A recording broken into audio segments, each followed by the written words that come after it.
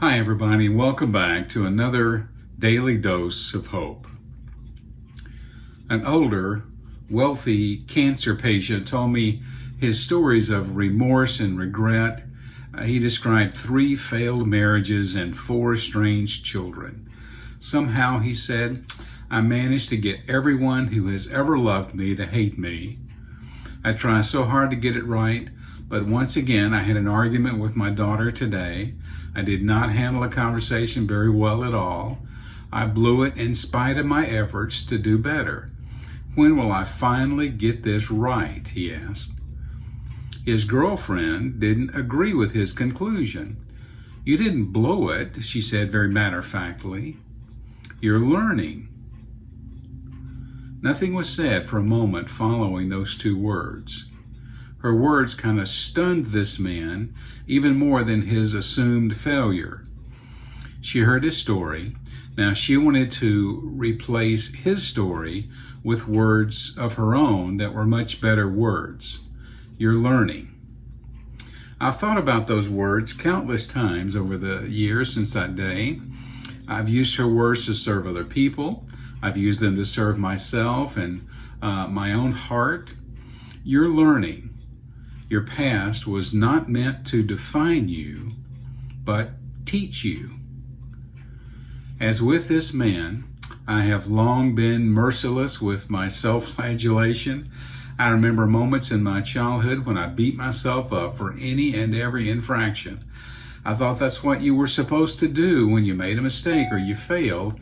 Just punish yourself enough, and then surely you would not be likely to repeat that same mistake again. But shame and self-loathing are not good companions to keep with us. As it turns out, they don't do very much to change human behavior. So instead of inspiring change, this self-loathing, it fuels shame. And shame is a horrible teacher. With these 2 words, this lady, I watched this whole guy's demeanor just changed.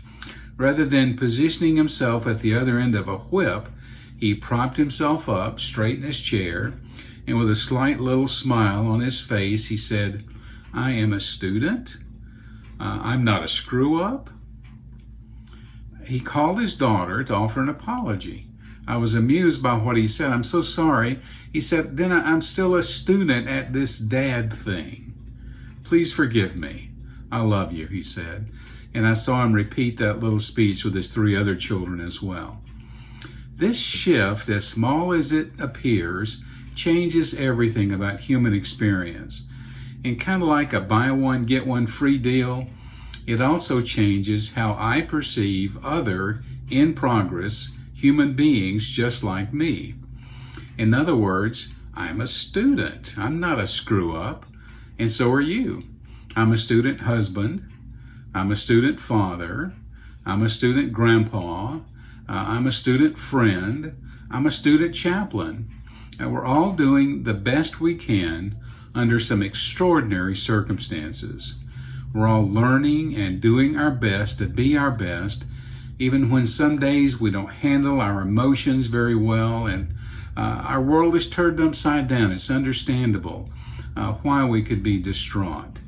These are extremely stressful times with COVID-19. And all of us as Otterbein partners, whether we like it or not, we've been pushed to the very front line of this battle. And that's a very stressful place to be.